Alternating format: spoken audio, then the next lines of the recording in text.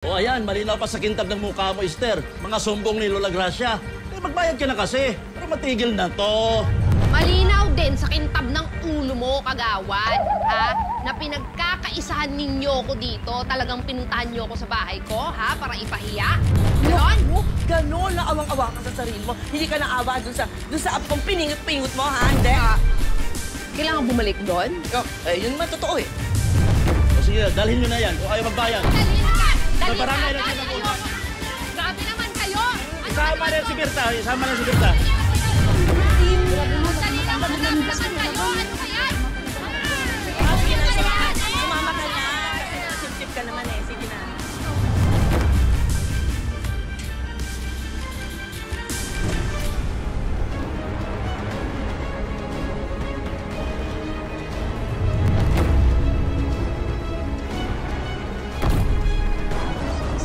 Ate!